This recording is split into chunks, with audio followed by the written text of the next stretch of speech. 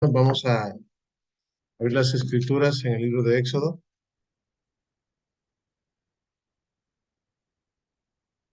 Éxodo capítulo 1.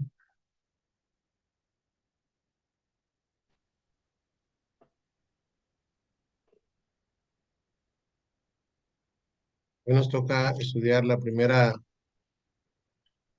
porción, primera parashá del libro de Shemot.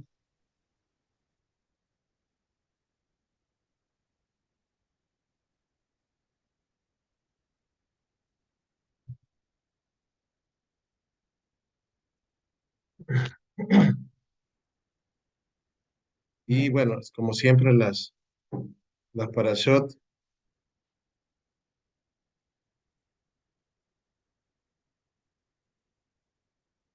contienen una infinidad de enseñanzas, ¿verdad? La cual esta no es la excepción.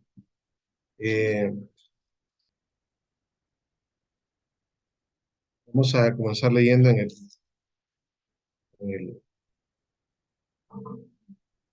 en el capítulo 1.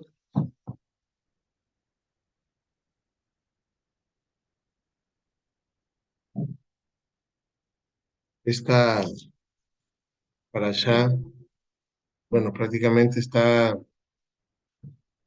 contiene 5 capítulos.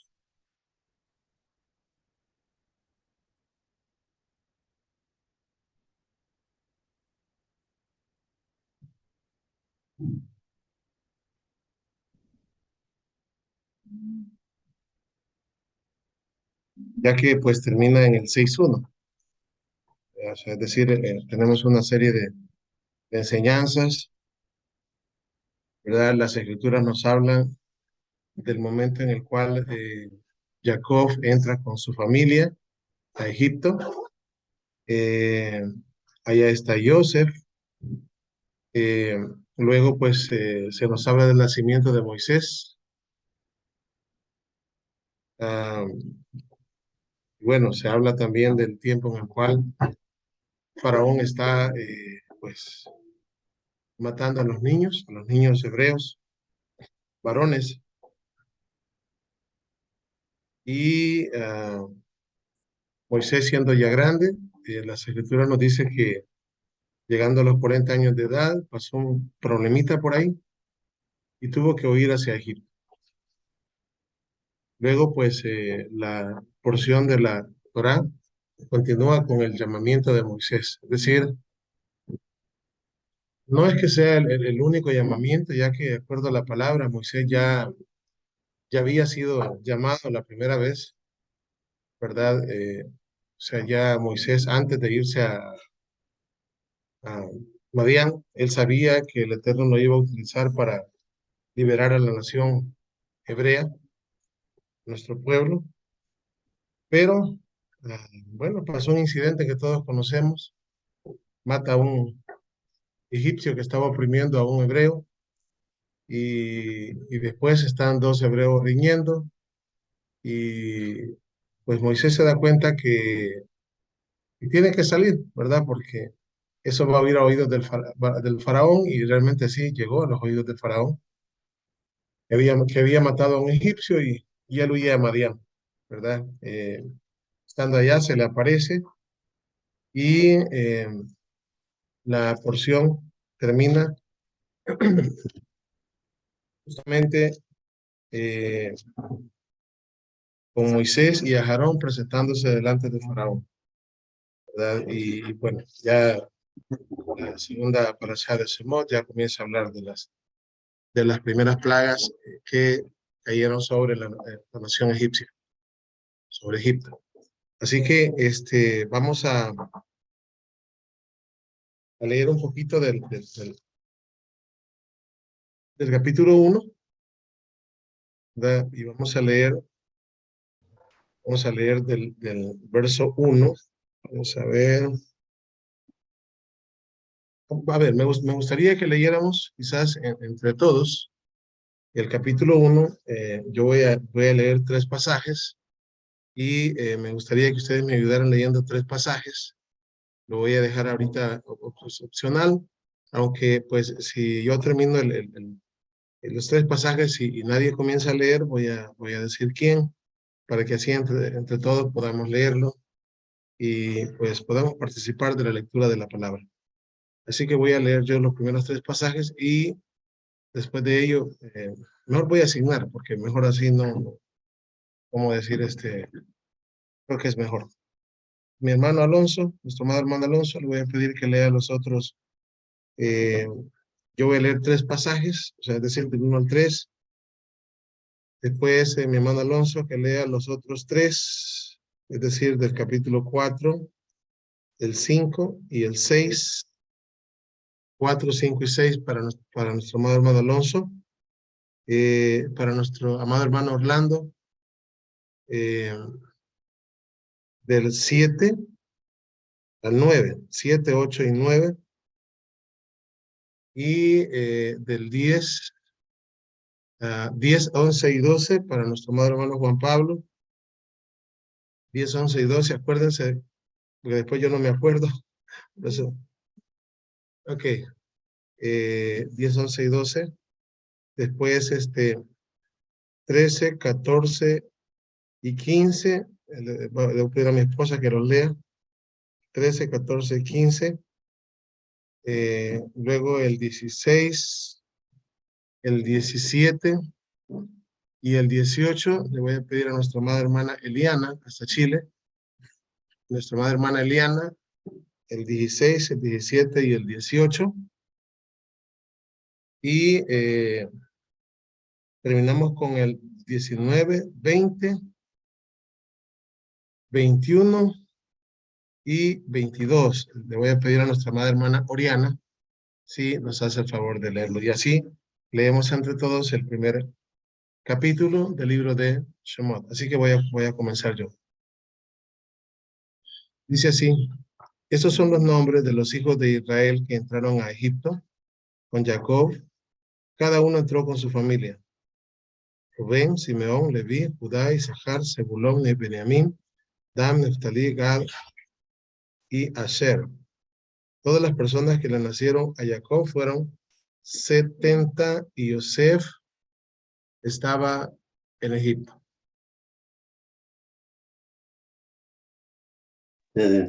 Amén. Y murió Joseph y todos sus hermanos y toda aquella generación.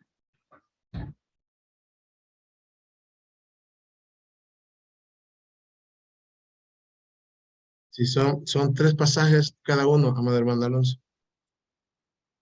Y los hijos de Israel fructificaron y se multiplicaron y fueron aumentados y fortalecidos en extremo, y se llenó de ellos la tierra. Entre tanto, se levantó sobre Egipto un nuevo rey que no conocía a Joseph, y dijo a su pueblo: He aquí, el pueblo de los hijos de Israel es mayor y más fuerte que nosotros. Ahora pues, seamos sabios para con él, para que no se multiplique y acontezca que viniendo guerra, él también se una a nosotros, a nuestros enemigos, y pelee contra nosotros y se vaya de la tierra.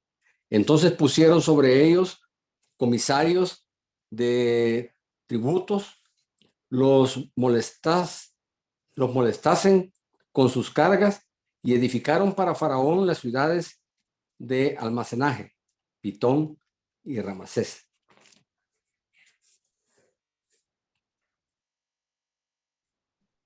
Vamos con el verso 12 en adelante. A nuestro amado hermano Juan Pablo, del 12 al 14, Sí, amado amén. hermano. Amén, amado Moreno. Lo que pasa es que parece que hubo un descontrol ahí. Bueno, Sí, y los sí. egipcios, sí, y los egipcios hicieron servir a los hijos de Israel con dureza y amargaron su vida con dura servidumbre en hacer barro y ladrillo y en toda labor del campo y en todo su servicio, el cual los obligaban con rigor. Y habló el rey de Egipto a las parteras de las hebreas, una de las cuales se llamaba Cifra y otra Fua. Y les dijo: cuando asistáis, amén. Cuando asistáis a las hebreas en sus partos y veáis cuando asistáis a las hebreas en sus partos, y veáis el sexo, si es hijo, matadlo, y si es hija, entonces viva. Pero las parteras temieron a Elohim y no hicieron como les mandó el rey de Egipto, sino que preservaron la vida a los niños. Y el rey de Egipto hizo llamar a las parteras y les dijo: ¿por qué habéis hecho esto? ¿Qué habéis preservado la vida? ¿Por qué habéis hecho esto que habéis preservado la vida de los niños? Amén. Amén. Ahí quedé. Las parteras respondieron a Faraón: ¿es porque las mujeres hebreas no son como las mujeres mitzrayim? Ellas están de parto y dan a luz antes de que la partera llegue. Por lo tanto, Elohim prosperó a las parteras y el pueblo continuó multiplicándose y creció muy poderosamente. En verdad, porque las parteras temían a Elohim, Él las hizo fundadoras de familias. Amén.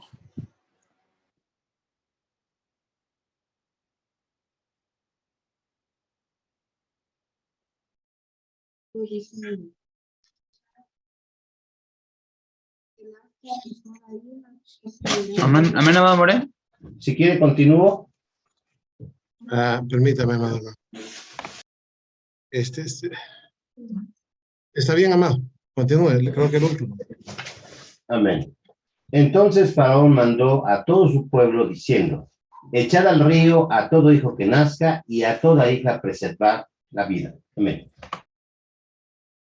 Bien. Toda Rabá, muchas gracias. Bueno, el primer pasaje, el capítulo 1.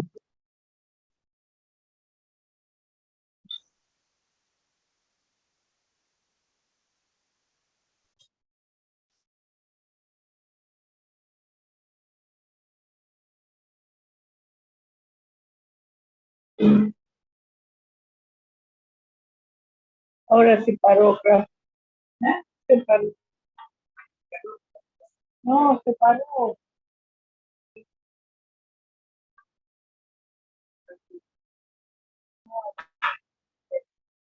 Sí. Bueno, entonces, decíamos que el capítulo 1 comienza diciendo, comienza mencionando los nombres de las tribus de Israel, que de hecho son 12. Los menciona a todos. El único que menciona por separado es a Yosef, pero menciona a los 12. Y luego menciona el número de las personas que entraron con Jacob a Egipto, que fueron 70, ¿verdad? Un día de estos quedábamos en la parashá, mencionaba esta parashá, mencionaba esto de que el número 12 con el número 70 están amarrados. Aquí se menciona 70 de los hijos de Israel que entraron a Egipto y se menciona los 12. Aunque no dice que eran 12, al contarlos son 12. Hay cosas que hay que contarlas, ¿no? Obviamente hablar del 12 es hablar de las tribus de Israel. Y hablar del número 70 es hablar de las naciones. De hecho, tenemos una enseñanza solamente de los números, donde si ustedes la estudian, creo que en la última parte hablamos del número 70, ¿verdad? De cómo lo podemos ver en distintas oportunidades. Les voy a dar algunos ejemplos así sencillos de los que me recuerdo, ¿verdad? Uno de ellos es cuando se menciona que los hijos de Israel llegaron a un lugar llamado Elim, donde habían 12 fuentes de agua y 70 palmeras, ¿verdad? Estamos hablando una vez más de la relación de Israel y las naciones. No solamente eso, sino que también en las escrituras encontramos,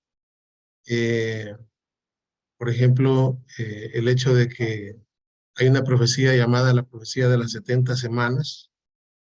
Tiene que ver con Israel, pero a la misma vez tiene que ver con las naciones gentiles, ¿verdad? Ya que estamos hablando del tiempo en el cual el Mesías vendría y moriría por Israel, pero sabemos de que, pues, ahí están las 10 tribus mezcladas en medio de las naciones. De la misma manera también, ¿verdad? Se habla del cautiverio del reino del sur, más bien dicho, por un periodo de 70 años. De la misma forma, podemos encontrar bueno, de hecho, la primera vez que se tradujo la Biblia a otro idioma que no sea el hebreo, no primeramente la Biblia, sino que solo la Torá, fue la Biblia llamada la Septuaginta, que significa en griego, al español, significa la Biblia de los 70, que está amarrado también con las naciones. Cuando nuestro amado Mesías mandó a predicar, por decirlo así, a los discípulos, no se habla de que mandó a los 12, sino que se dice que mandó 70, ¿verdad? 70. Y otro hecho interesante es el hecho de una de las grandes fiestas, como es la fiesta de Sukkot, que también es llamada la fiesta de las naciones.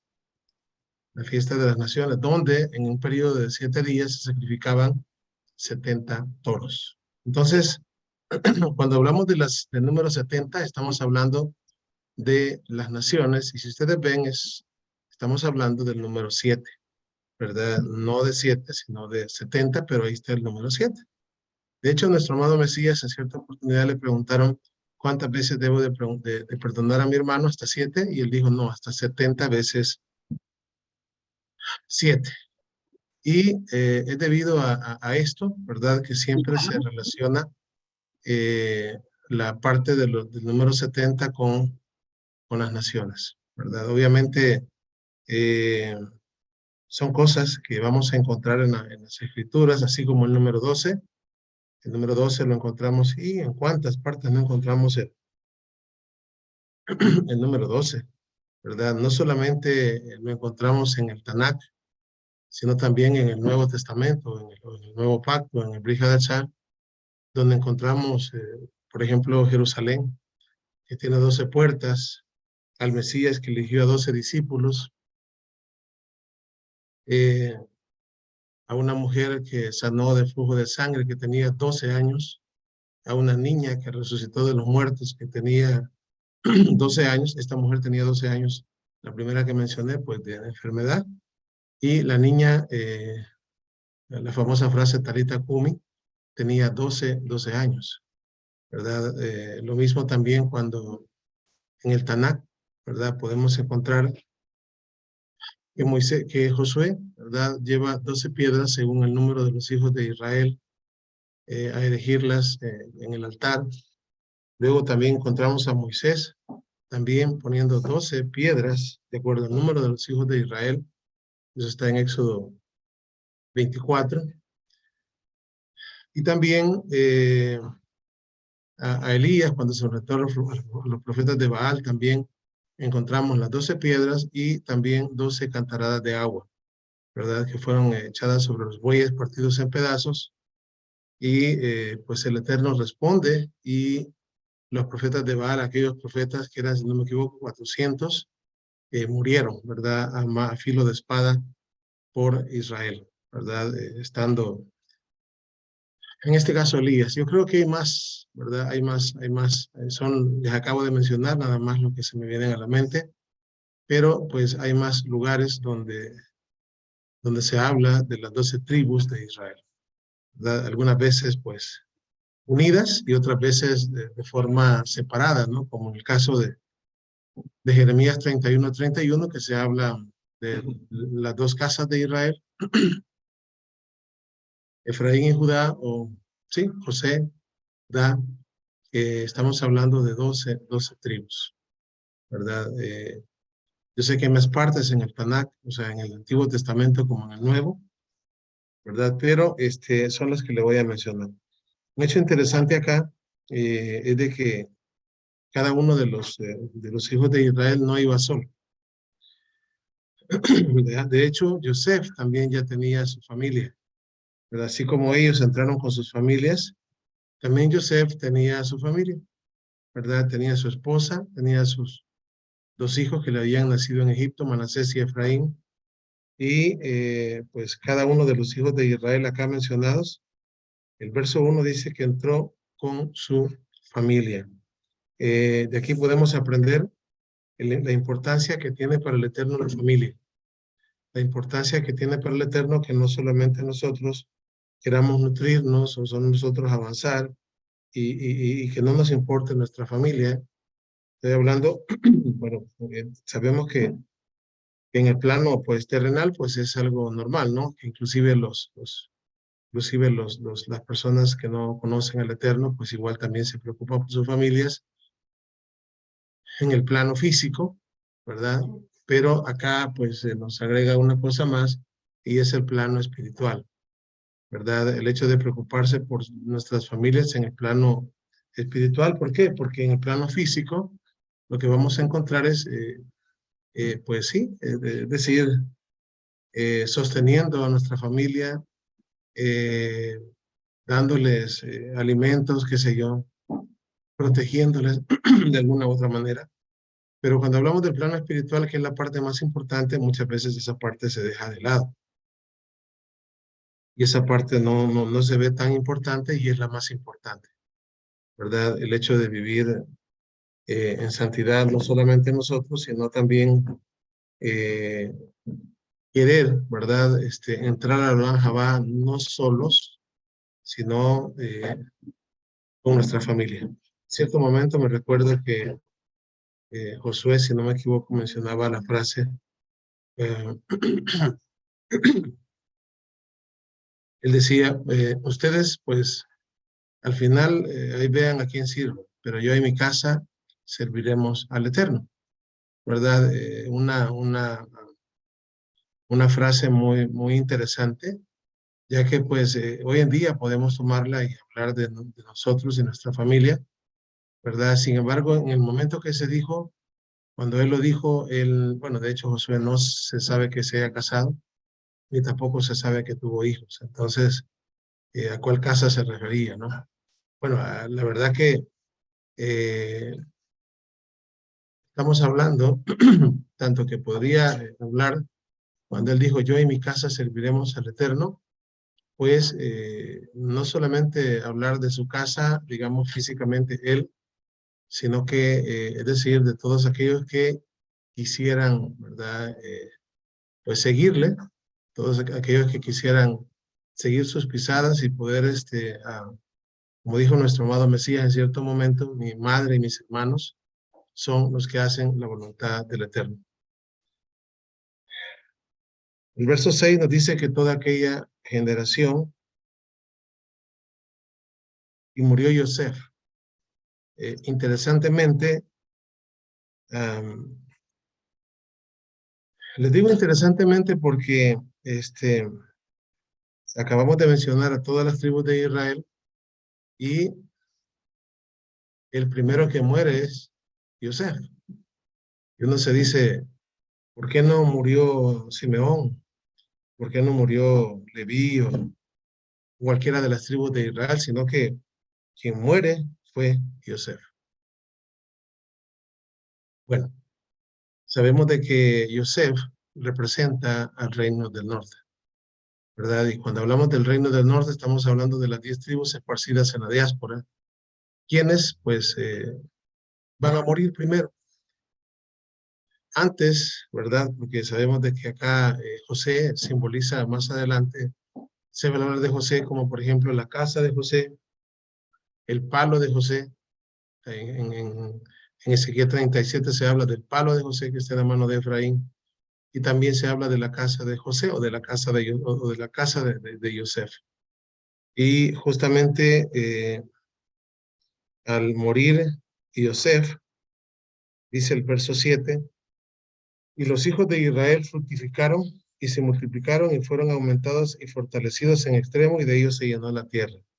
No es ninguna casualidad, acuérdense que Yosef representa al Mesías, el Mesías ben Yosef, y no es ninguna casualidad de que muriendo Yosef, los hijos de Israel se comienzan a multiplicar. ¿Por qué? No es casualidad, porque también cuando nuestro amado Mesías murió, él dijo que una semilla para que dé fruto tiene que morir, ¿verdad? Y en ese momento él se refería a él, ¿verdad? Que tenía que morir, pero el hecho de morir no era para simplemente morir, sino que dijo que al morir llevaría mucho fruto, ¿verdad? Mucho fruto. Entonces, la muerte de nuestro amado Mesías ¿verdad? Y su resurrección es justamente para que hayan muchos frutos, y de los cuales, pues, esos frutos somos nosotros aún todavía, ¿verdad? Porque, ¿cómo decirles? Así como habla, él dijo, yo soy la vid y vosotros los pámpanos, ¿verdad? Y los pámpanos pues no pueden hacer nada sin la vid. Así igual nosotros venimos a hacer frutos, ¿verdad? Los frutos de la, los frutos de lo que es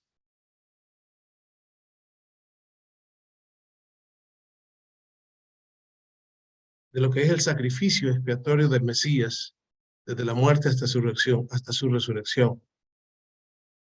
Por eso es que justamente acá, así como tenemos la parte de la Haftará, o la parte que se estudia este día en los profetas, la tradición sefardí estudia en la parte de los profetas, Isaías capítulo 27, verso 6, donde encontramos un pasaje donde dice que días vendrán en que Israel echará raíces, fructificará Israel y la faz del mundo se llenará de fruto, ¿verdad? Es decir, ese pasaje que está en Isaías 27:6 va a ser el resultado de la muerte del Mesías. Fíjense bien, porque cuando el Mesías murió, hay dos cosas. Cuando el Mesías muere y cuando el Mesías resucita. Cuando nuestro amado Mesías muere, Él nos abre la puerta. Él nos abre la puerta angosta, y es para que nosotros podamos entrar. Eso es lo que hace la muerte del Mesías. Y luego, pues obviamente entramos por ese camino y tenemos, ¿cómo decirles? Y les digo esto inclusive porque porque son dos hechos importantísimos que de hecho van marcados por las primeras fiestas. De hecho, estamos hablando de las fiestas de primavera. Y es de que la muerte del Mesías está amarrada íntimamente con la muerte del hombre, es decir, con la muerte del hombre carnal. Cuando nuestro Mesías fue puesto en el madero y nosotros venimos y hacemos teshuvá, arrepentimiento, nosotros también morimos en nuestro viejo hombre. De la misma manera que el Mesías murió, fíjense bien, en la cruz del Calvario. Por eso es de que pasajes como este que está, si no me equivoco, en Primera de Tesalonicenses, no, Colosenses 2:13, dice, y quizás lo vamos a leer para ubicarlos en contexto.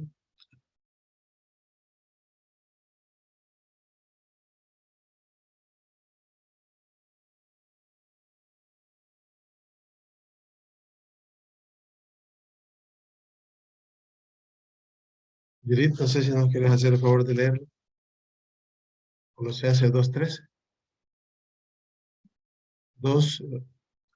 Ahorita creo que es el 2:13. Acá que no equivocarme.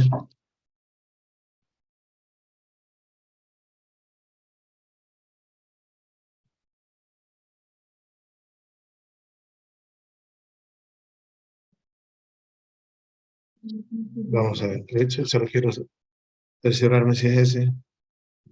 Es 14, no, ese es 2, 14 y 15. Anulando el acta de los decretos que había contra nosotros, que nos era contraria, quitándole de en medio y clavándolo en la cruz, y despojando a los principados y a los potestados, los exhibió públicamente, triunfando sobre ellos en la cruz. Si gusta, hacemos el favor de leer el verso, Por tanto, nadie os busque en comida o en bebida, o en cuanto en días de fiesta, luna nueva o días de reposo. no, hasta ahí. Bueno, si vemos acá, en estos pasajes, en el verso 14, Dice, anulando el acta de los decretos que había contra nosotros, que nos era contraria, quitándola de en medio y clavándola en la cruz. ¿Verdad? Aquí estamos hablando de lo que es el perdón de nuestros pecados. Todas las cosas que nosotros habíamos hecho,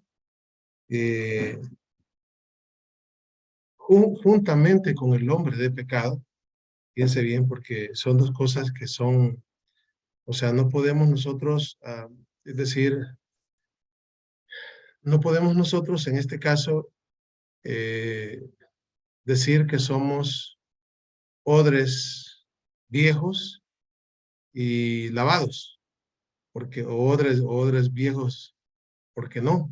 O sea, tienen que ser odres nuevos.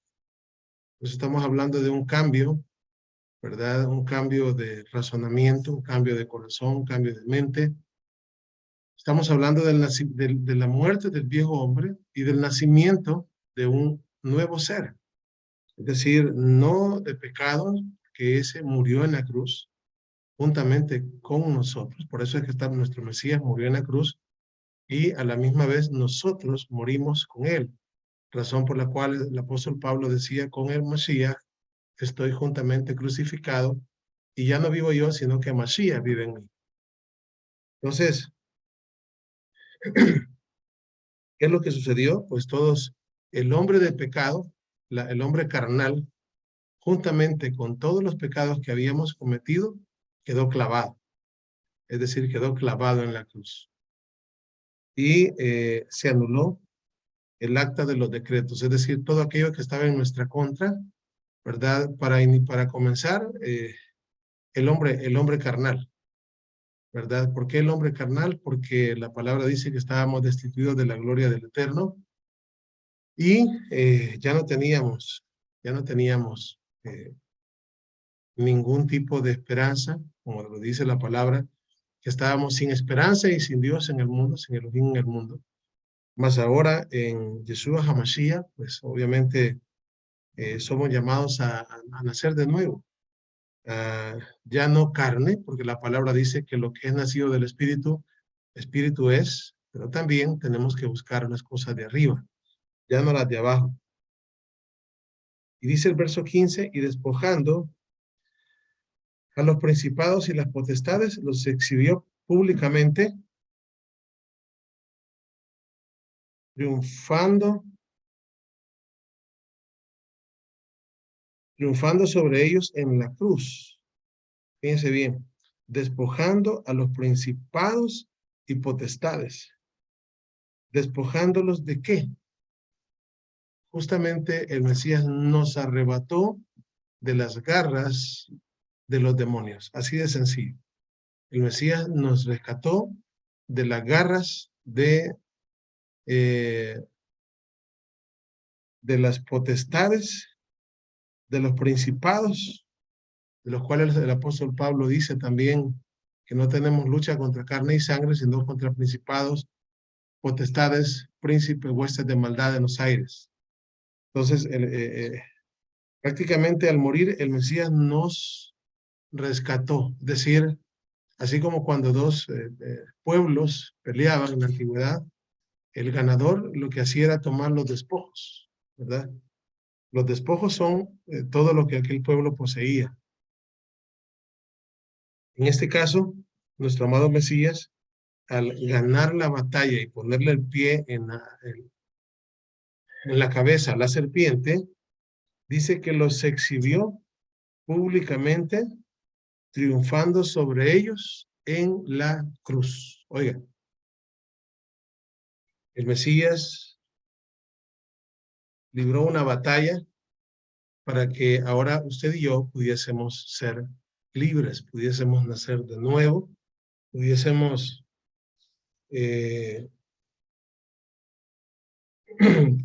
tener nueva vida y de esa manera, y fíjense que aquí hay una cosa bien importante,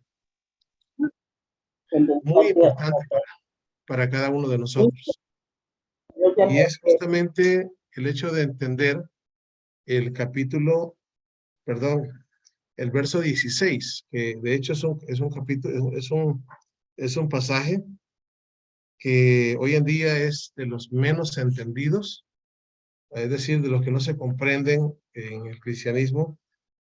Estoy hablando de 2:16. Y muchas veces también, digamos, cuando entramos y conocemos las raíces hebreas, pues leemos estos pasajes y no los acabamos de entender del todo. Por eso es de que me gustaría hacer una explicación cortita también de esto, ¿verdad? Porque dice, justamente el pasaje dice, por tanto nadie os juzgue.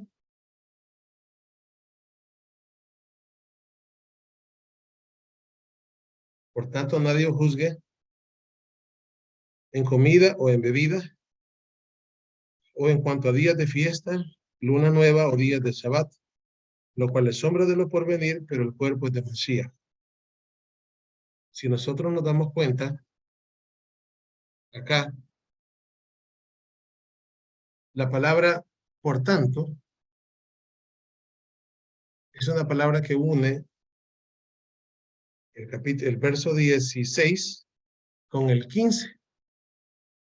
Cuando dice por tanto, quiere decir que lo que pasó en el 14 y 15, el 16 es el resultado de. O sea, yo espero darme a entender con lo que estoy diciendo.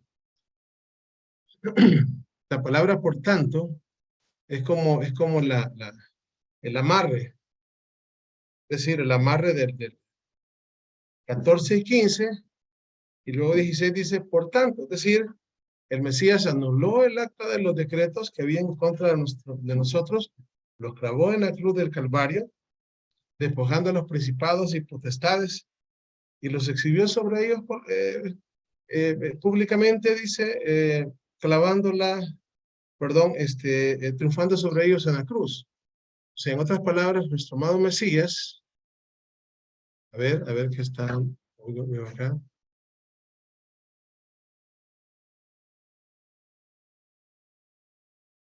Ok, sí, amada hermana, con mucho gusto. Puede hacer la pregunta. Shalom, amado More. Aprovechando que tocó el verso 17 de Colosenses,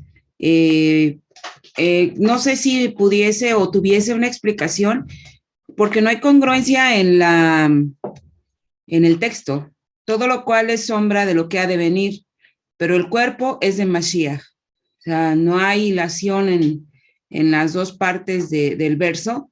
No sé si hay una explicación al respecto, porque, vaya, considero bastante importante, porque estamos tratando de encontrar la explicación a los versos, a la enseñanza que nos da el Eterno a través de estos versos, pero si no, quisiera saber qué relación hay, o si hay una explicación, o si hay algo que falta por ahí para poder entender completamente el 17, que fue el último que leímos ahorita en esta parte.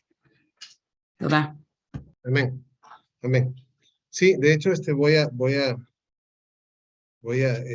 tanto del verso 14 hasta todo el capítulo 2 tiene sentido. Entonces, ahorita estoy hablando de los versos 14 y 15, y luego voy a hablar del 16 y el 17, y obviamente del 18.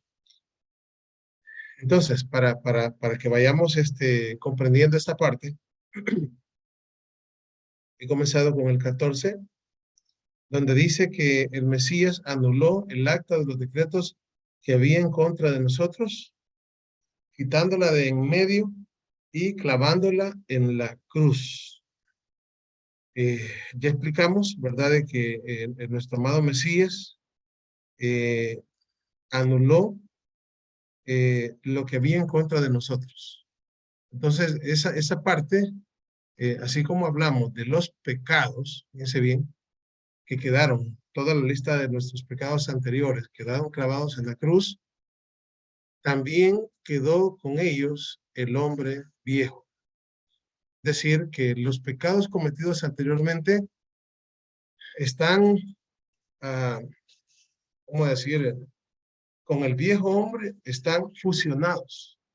O sea, no podemos nosotros solamente pues quedar limpios de pecados y el hombre carnal quede limpio, el hombre viejo. No, por eso se habla de un nuevo hombre, porque el viejo hombre ya no tiene compostura, ya no tiene arreglo. O sea, ya no hay como para decir, sí, el viejo hombre, pero limpio. No, ya no tiene, ya cuando algo ya no sirve, hay que destruirlo. Entonces, lo mismo hizo nuestro amado Mesías. Por eso es de que él, dice la palabra en Romanos 8, de que el pecado nuestro cayó sobre él y se hizo pecado por nosotros. Así se hizo pecado por nosotros y al final murió. Es decir, llevando prácticamente todos los pecados, fíjense bien, todos los pecados que habíamos cometido y también haciendo morir nuestro viejo hombre, es decir, o la vieja mujer, como sea, pero es decir, para que nosotros naciéramos de nuevo conforme a la nueva naturaleza, no la naturaleza de pecado, no la naturaleza como hijos de Adán, Harrison o el primer hombre, sino la nueva naturaleza que es ser hijos del Espíritu a través del Mesías, es decir, como hijos del Mesías y poder nacer de nuevo. Ahora, al nacer de nuevo, obviamente que vamos a decir, la única forma de que esto pasara era que el Mesías nos arrebatase de las garras del enemigo, por decirlo así. Nos arrebatara de las garras de los demonios, porque justamente ahí estábamos. Por eso la palabra dice que triunfó sobre ellos en la cruz. Es decir, allí, cuando el Mesías muere, ahí triunfa sobre los espíritus, sobre todos aquellos que prácticamente éramos nosotros de ellos. O sea, en otras palabras, estábamos posesionados por ellos. Entonces el Mesías nos arrebató de ahí, nos arrebató para que ahora nosotros, y ahora sí va a tener sentido, vean ustedes el verso 16, por eso quiero que estén poniendo mucha atención, porque un poquito y se descuidan y no me van a entender. Entonces, cuando dice por tanto, esa palabra amarra todo lo anterior con lo que va a decir después. Por tanto, es como si yo estuviera hablando, hermanos, fíjense que vamos a estudiar esta parashá, ¿verdad? Así y así. Por tanto, les pido, por favor, que no estén platicando. Que estén, o sea, entonces una cosa tiene amarre con la otra. Entonces, acá cuando va a decir, por tanto, nadie os juzgue en comida, bebida, en cuanto a días de fiesta, luna nueva o días del Shabbat. Fíjense bien, está diciendo ahora que ya no somos de los demonios, ahora que ya no somos carnales, nadie nos juzgue en cuanto a comidas, bebidas, días de fiesta, rosjodes o días de Shabbat. Es decir, ahora que hemos sido despojados de las huestes de maldad, ahora que nadie venga y nos diga que no podemos hacerlo. No tendría sentido, por ejemplo, usualmente este pasaje se explica así y se dice, no, yo no tengo por qué guardar el Shabbat, ni las fiestas, ni nada de eso. La Biblia dice que nadie os juzgue, o sea que si yo no lo hago, no me juzgue. Eso no tendría sentido. ¿Por qué no tendría sentido? Porque es como decir que estando nosotros posesionados por los demonios, ahí sí guardábamos eso. O sea, cuando justamente, pues, es al revés. Cuando estábamos cautivos, cuando éramos no del Mesías, sino que éramos del otro, por decirlo así, de Hasatán, cuando éramos posesión, ¿verdad?, del enemigo, y vivíamos en nuestro cuerpo carnal, ¿sí?, haciendo el pecado, justamente allí no éramos libres, ¿verdad? No tiene sentido decir que cuando nosotros éramos del enemigo, entonces guardábamos todas estas cosas, pero ahora que el Mesías triunfó sobre ellos, ahora pues ya no hay que guardar nada de esto.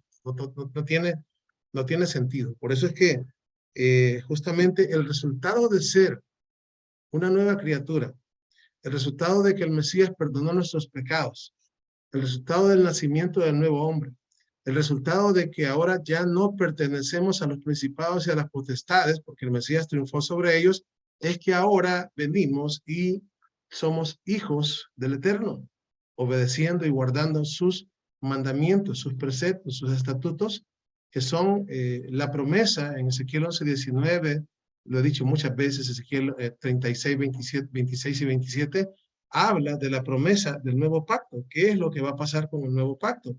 Al establecer el Eterno a través del Mesías un nuevo pacto con nosotros, el viejo hombre se muere. Y ahora el nuevo hombre, ahora sí puede guardar todas estas cosas. Por eso les digo que cuando alguien dice, por tanto, nadie juzgue en comida, en bebida, o sea, si esto fuera, por ejemplo, decir que no me juzgue, porque ya el Mesías vino a quitar todo esto, entonces pareciera que cuando estábamos posesionados por los demonios, entonces sí, hacíamos todo esto. Guardábamos Shabbat, guardábamos las leyes del Eterno, pero ahora pues que el Mesías nos liberó de los demonios, ahora pues ya hoy ya no guardo nada. No tiene sentido, porque eso sería hablar en contra de la Torah y los principios elementales que establecen el nuevo pacto. Por esto, le digo, pasajes como este, yo espero de verdad darme a entender lo mejor que pueda.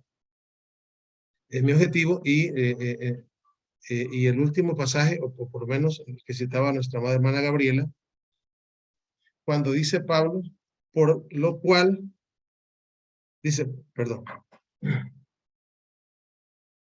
dice, todo lo cual es sombra de lo por venir. Fíjense bien, aquí tenemos otro pasaje mal interpretado.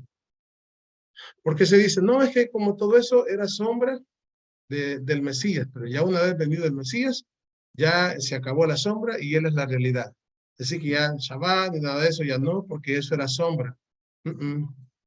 Cuando el apóstol Pablo dijo, lo cual es sombra de lo por venir, no estaba hablando del Mesías totalmente en su primera venida, porque, es decir, cuando el apóstol Pablo dijo, lo cual es sombra de lo que ha de venir, el Mesías ya había venido, ya había muerto, había resucitado y estaba a la diestra del Padre. O sea, cuando dice lo cual es sombra de lo por venir, está hablando de la segunda venida del Mesías. O sea, en otras palabras, el apóstol Pablo está diciendo, vendrá un momento donde el reino se establecerá, donde el reino iniciará aquí en la tierra, y estas cosas y todo lo que hacemos hoy acá es un ensayo. Todo lo que hacemos hoy acá es prácticamente algo que cuando venga el tiempo del reino, del milenio, vamos a practicarlo con el Mesías, con nuestro cuerpo incorruptible, es decir, vamos a entender las cosas inclusive de una manera como nunca antes lo habíamos entendido. Y al final dice, pero el cuerpo es de Mesías. Es decir, cuando dice, pero el cuerpo es de Mesías, está hablando de nosotros. Es decir, el cuerpo es del Mesías, pero el cuerpo es de Mesías. Es decir, pero el cuerpo es Israel. En otras palabras, el cuerpo que somos nosotros, que es Israel, que en el Nuevo Testamento se ha entendido como la iglesia en el sentido de la teología del reemplazo, cuando ya hemos hablado de la eclesía, o la quejilá, es Israel. Entonces, lo que termina diciendo acá el apóstol Pablo es, todo lo cual es sombra de lo por venir, pero el cuerpo es del Mesías. En otras palabras, nosotros como cuerpo del Mesías, prácticamente lo que él pasó, lo que él vivió en su carne, nos tenía que pasar a nosotros. A todo el cuerpo del Mesías, a todos los que conformamos hoy en día el cuerpo de Mesías, es decir, la congregación, Israel, su pueblo. Entonces, y el verso 18 dice, nadie os prive de vuestro premio, afectando humildad y culto a los ángeles, entremetiéndose en lo que no ha visto, vanamente hinchado por su propia mente carnal. Bueno, acá dice, nadie os prive de vuestro premio, afectando humildad. Y aquí está hablando de lo que antes nosotros hacíamos.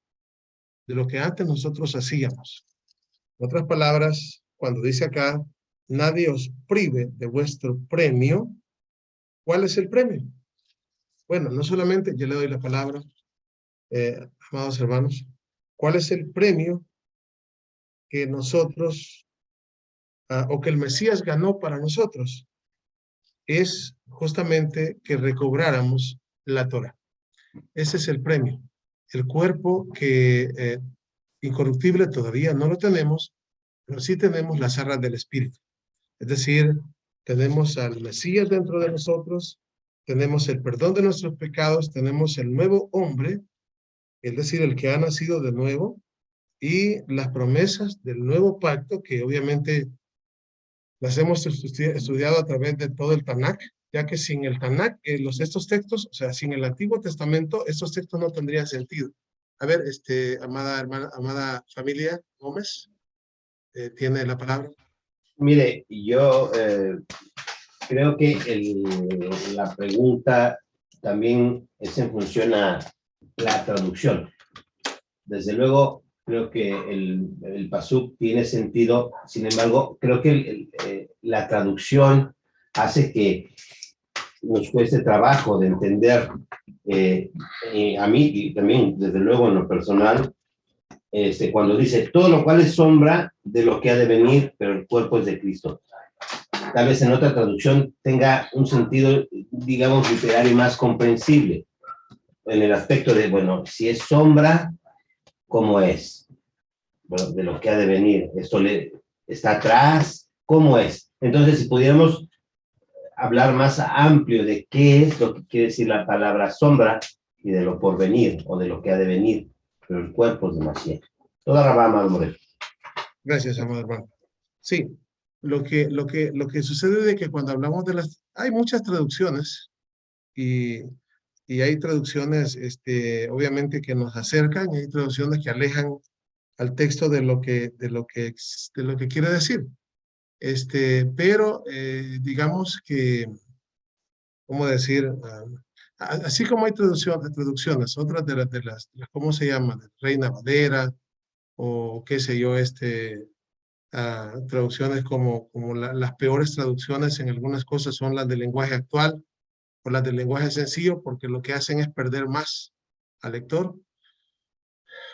No en todo. Por eso es que yo siempre he recomendado, cuando me dicen cuál es la mejor Biblia, yo les digo, miren, lo mejor es que tengamos una serie de Biblias, ¿verdad? Donde podamos hacer comparaciones, y eso es lo mejor. Entonces, en pasajes como estos, yo los he visto en Sword, por ejemplo, que es la espada electrónica, y el texto en sí no, o sea, es decir, no hay como una cosa donde alguien se ponga de acuerdo y algunos traducen de una manera y otros traducen de otra. Entonces, en este caso, lo que tenemos que hacer nosotros es dejarnos guiar por el Espíritu, pero cuando hablamos de dejarnos guiar por el Espíritu, no simplemente es lo que el Eterno ponga en mi mente, no. O sea, es decir, tenemos que tener un contexto, por eso es que dije anteriormente, de que es necesario que haya una comprensión lo más claro que nosotros podamos de todo lo que es desde Génesis hasta Malaquías, ¿verdad? De todo esto. ¿Por qué?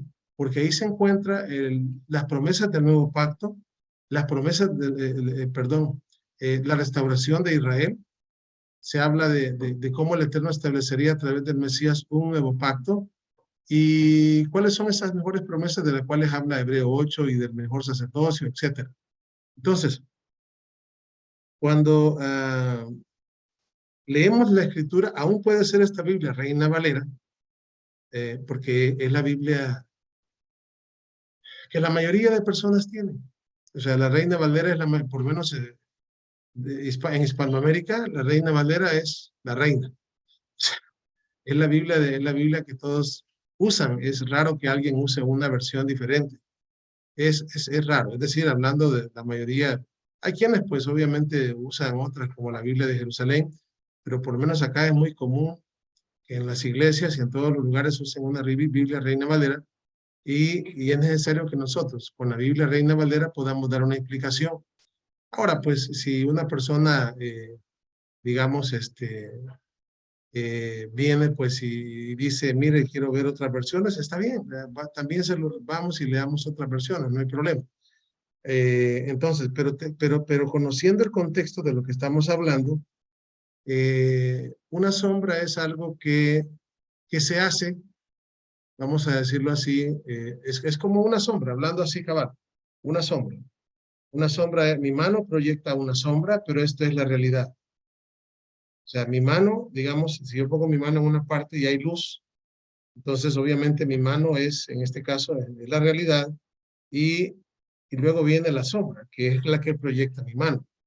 Entonces, cuando nosotros hablamos, o cuando Pablo, el apóstol Pablo hablaba acá, de que todo esto es una sombra de lo que ha de venir, estamos hablando, obviamente, mencionaba anteriormente, no está hablando acá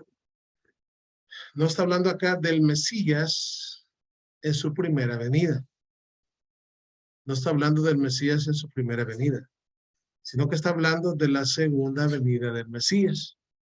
Todas estas cosas que aquí se mencionan se van a celebrar también en el reino. De hecho, las Escrituras no solamente hablan de esto, sino que también, por ejemplo, allá en el libro de Zacarías se habla de los 4 ayunos que también van a ser fiestas. Dice que van a ser fiestas. Entonces, es decir, dice que se van a convertir en días festivos. O sea, es decir, que se van a agregar todavía otras fiestas que hoy por hoy son ayunos. Estoy hablando de los 4 ayunos que se mencionan en Zacarías 8:19, si no me equivoco. No, 8:14, pero no equivocarme. Entonces, eso es una sombra. Es una sombra. Ahora, como les digo, no estamos hablando de una sombra como es interpretado este pasaje hoy en día, donde dice, no, pues todo el Shabbat, la natural, las leyes de alimentación, todo eso era una sombra. Y cuando el Mesías vino la primera vez, pues Él es la realidad, así que ya no necesitamos de esa sombra. No es eso el contexto acá del pasaje. O sea, no es el contexto del pasaje. De hecho, mientras nosotros estemos en este Olam Hazé, o en este mundo presente, o mientras nosotros estemos acá, es decir, con este cuerpo corruptible, vamos a seguir celebrando. De hecho, pues como lo dice Pablo acá, el hecho de guardar, o el hecho de vivir una vida guardando los mandamientos, guardando la Torá, es el premio que obtuvimos de parte de nuestro Mesías. De hecho, tenemos un pasaje en Oseas muy parecido a Colosenses 2:14. Muy parecido. Y lo vamos a leer.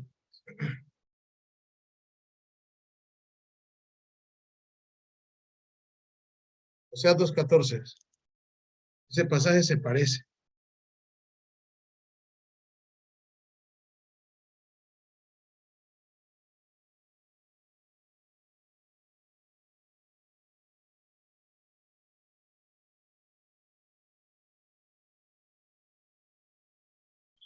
Quiero ver si es 2:11 o 2:14. No, 2:11 es.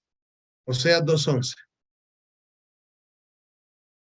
Dice, haré cesar todo su gozo, sus fiestas, sus nuevas lunas, sus días de Shabbat y todas sus festividades. Si se fijan, Oseas 2:11 es muy similar a Colosenses 2:16, porque se hace mención de las mismas cosas, casi de las mismas cosas. Entonces, ¿qué es lo que significa Oseas 2:11? Está hablando del castigo de Israel, del castigo que nosotros nos ganamos. ¿Y cuál fue el castigo? Que el Eterno quitara su gozo, o sea, que el Eterno quitara el gozo de Israel. El gozo, cuando hablamos del gozo del Eterno, porque aquí dice que quitaré todo su gozo. El gozo del Eterno son todas estas cosas, todas las fiestas, el Shabbat, ese es el gozo del Eterno. Y como herencia, ahora pues nos había dado eso, lo perdimos y ahora nos volvió a dar otra vez eso. Aquí dice, haré cesar su gozo. Es decir, ¿cuál es el gozo de Israel? Las fiestas, las nuevas, días de Shabbat y todas las festividades. Ese es el gozo de Israel. ¿Por qué es el gozo de Israel? Porque ese es el gozo del Eterno. Por eso en el libro de Nehemías, capítulo 8, tenemos un pasaje en contexto que muchos lo conocen, pero es bueno conocer el contexto de los pasajes. Cuando allá en Nehemías, capítulo 8, se habla y se dice acerca del gozo, dice, el gozo del Eterno es nuestra fuerza. El contexto de eso es que estaban en el día de las trompetas, la fiesta de las trompetas. Entonces, estaban en la fiesta de las trompetas y estando en la fiesta de las trompetas, estaban llorando porque se estaba leyendo la Torá y les dicen, no lloréis porque el gozo del Eterno es nuestra fuerza. Entonces, ¿cuál es el gozo del Eterno? Las fiestas, Shabbat. ¿Por qué es el gozo del Eterno? Porque dentro de cada uno, así como en el Shabbat, encontramos al Mesías, en cada una de las fiestas encontramos al Mesías, y esa es la alegría del Eterno. Por eso dijo nuestro amado Padre, este es mi Hijo amado en quien tengo gozo, contentamiento, felicidad. A ver, adelante, amado hermano. Un solamente comentario al margen de lo que nos está Amén. diciendo, y en el sentido de que el Eterno nos haya regresado el privilegio de guardar el Shabbat y las fiestas y el gozo. Solo el comentario es que, bueno, creo que no es el premio, es el regalo, la dádiva, la gracia, porque creo que si lo entiendo como premio, puedo decir como, me lo gané. Y la realidad es que, pues, fue un regalo, fue una gracia que el Eterno nos da, no por nuestros méritos, ¿no? Toda la vamos a ver. Y gracias, hermano. Y cuando dice ahí, por ejemplo, el premio, no es el premio, o sea, cuando dice acá, voy a leer otra vez, nadie os prive de vuestro premio, no está diciendo de que el premio sea por nuestros méritos, sino que está hablando de, sí, o sea, es decir, podemos decir dádiva, regalo, porque casi viene siendo igual. No hay problema en decir premio, todo y cuanto sepamos que el premio no lo recibimos por nuestros méritos, sino que el premio lo obtuvimos, como dice en la parte de arriba, por eso es que estábamos viendo el contexto, de que es por medio del Mesías que clavó en la cruz del Calvario el viejo hombre, todo en la lista de nuestros pecados, exhibió a los demonios públicamente, le puso los pies, el pie a la serpiente en la cabeza, para que luego ahora nosotros tengamos este premio. Ahora, que no lo hayamos ganado nosotros, eso así es. No fue ganado por nosotros, sino que fue ganado por el Mesías. Es como cuando la palabra dice, he aquí yo vengo pronto y mi galardón conmigo. Así dice, aquí yo vengo pronto en el libro de Apocalipsis. Y mi galardón conmigo para recompensar a cada uno de acuerdo a su obra. O sea, un galardón también es un premio. Un galardón son sinónimos. Galardón, premio, regalo. Pero, ¿cómo decir? Pero entiéndase, ¿verdad? De que no es algo que yo gané, sino es algo que el Mesías ganó para mí, ¿verdad? Y no algo tal cual, digamos, bueno, esto es lo que yo gané, este es el premio que me dieron por lo que yo hice. Realmente no, realmente pues al final de cuentas es el premio que ganó el Mesías para nosotros. No nosotros, sino el Mesías nos va a dar. Es como cuando el apóstol Pablo habla de la corona. Y él dice que aquí yo estoy pronto para morir, ¿verdad? Y cómo decir, y el Eterno dará también, no solamente a mí me dará esa corona, ¿verdad? Sino a todos aquellos que como a mí igual, pues, prosiguen para ver si de alguna manera, dice él, llego a la resurrección de los muertos. Entonces se habla de una corona que se nos va a dar, ¿verdad? Y obviamente que esa corona se nos va a dar cuando nosotros, de hecho hay unos pasajes que yo creo que cuando vimos Primera de Juan, no sé si ustedes ya vieron, pero Primera de Juan tiene 5 capítulos y estuve hablando ahí. De hecho, eso lo convertí en un libro. De hecho, el libro se llama Sublime Gracia. Y lo que aparece ahí, justamente en los primeros 5 capítulos de Juan, describe lo que estamos hablando hoy. Entonces, ¿por qué estamos acá leyendo, digamos, una Biblia Reina Valera y por qué no estoy leyendo una traducción K2 israelita mesiánica? ¿O por qué no estamos leyendo una Biblia nazarena? ¿Por qué no estamos leyendo una otra Biblia? Porque es importante que nosotros aprendamos a enseñar en esta Biblia. Bueno, por lo menos los hermanos que tienen, digamos, personas, y bueno, por lo menos aquí a mi alrededor, no sé, tal vez, bueno, quizás, no sé si tal vez a su alrededor tengan hermanos cristianos que no utilicen la Reina Valera. Pues también hay una minoría que dice que es la peor versión que hay. Yo no estoy de acuerdo en eso. Sí tiene sus errores y sí tiene sus errores porque los tiene, pero pues hasta el, ¿cómo decir? Hasta el día de hoy es una Biblia que hay que aprender como a explicarla, ¿no? Porque ya me ha pasado a mí de que cuando, bueno, ya hace mucho tiempo, pero igual me ha pasado, de querer explicar con otra Biblia y la gente decir, no, explíquenme en esta Biblia porque para mí esta Biblia es la original. Entonces, pues tampoco puedo decirle yo, no, eso no es la original, porque no están preparados para eso. A ver, amado hermano, le escucho. Perdón, amado Morel, dicen por ahí que la pregunta más torpe es la que no se hace. Entonces, adelante.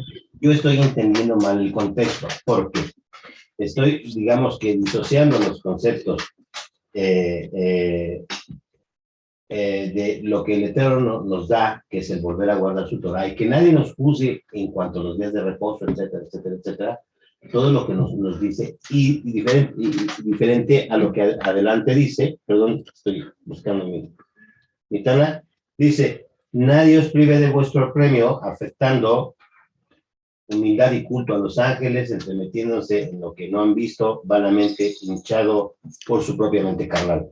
¿A qué voy? Que bueno, que haciendo todo lo malo, nadie nos premie de nuestro premio final. Como dice, vendrá Mashiach y todo el mundo, todos los creyentes serán galardonados conforme a su obra, a lo que hayan hecho. Entonces yo entiendo este hecho. O sea, guardemos lo que ya nos regaló Mashiach, lo que ya nos regaló Mashiach por su muerte en el madero, y no nos privemos de nuestro premio final, de nuestro galardón, no sé, eso es lo que yo entiendo. Por eso me va a callar. Ahora vamos a ver. Amén, amén, amado hermano. Sí, es que realmente cuando hablamos de esto, de hecho, por eso les mencionaba yo, cuando estoy, y si no lo han visto, les invito a estudiar, eso está ya en el canal. Primera de Juan 1, Primera de Juan 2, 3, 4 y 5. De hecho, lo hice con diapositivas para lograr entender el tema de la salvación, el tema de las obras, el tema de la ley, el tema hay muchos temas que hoy en día generan problemas, inclusive para algunos de nosotros, el poderlo. No es que tal vez nos pase, yo entiendo eso, ¿no? Hay muchas cosas que nosotros las entendemos para nosotros, pero nos falta algunas veces poder explicarlos a otros, y eso es entendible, o sea, eso es entendible. De hecho, pues a mí me falta también un montón de muchas cosas que todavía no entiendo al 100%, pero digamos, la parte esencial que nosotros tenemos que comprender es justamente, primero es teniendo conocimiento, por lo menos hasta donde el Eterno nos dé, ¿verdad?, de lo que es el Tanakh, es decir, la Biblia hebrea. Así se le llama el Tanakh, la Biblia hebrea. Teniendo conocimiento de las promesas, teniendo conocimiento de lo que es el establecimiento del nuevo pacto, las promesas de un nuevo pacto, las bendiciones que conllevan, o las mejores promesas, como dice Hebreos 8, del nuevo pacto, y qué es lo que el Mesías vendría a hacer. Entonces, cuando hablamos de cuál es la obra que el Mesías vendría a hacer, entonces logramos entender acá que debido a su muerte, fíjense bien, estamos hablando acá de la muerte, lo que hizo la muerte del Mesías es abrirnos una puerta. Es decir, cuando hablamos de abrirnos una puerta, estamos hablando de el viejo hombre que murió, y ahora nace el nuevo hombre, ahora un nuevo corazón, una nueva mente, la Torah escrita en nuestras mentes y corazones, ¿verdad? Y esto es por gracia. Ahora, también hay que comprender esto, que yo la vez pasada lo mencioné y también lo escribí, que cuando hablamos de gracia, la gracia, si buscamos en el Strong, no es, ustedes no van a encontrar en el diccionario Strong la palabra, ¿cómo decir? Gracia, no la van a encontrar, que es ges, si no me equivoco, es gem, porque gesed es bondad.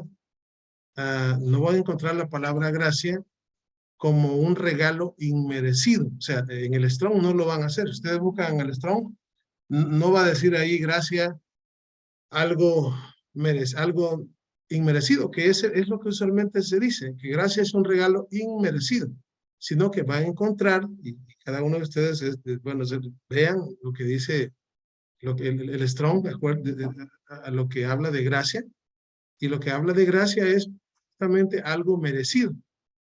Gracia. O sea, y tenemos ejemplos en las Escrituras, claro que sí. Por ejemplo, Noah, ¿verdad? Dice que halló gracia ante los ojos del Eterno.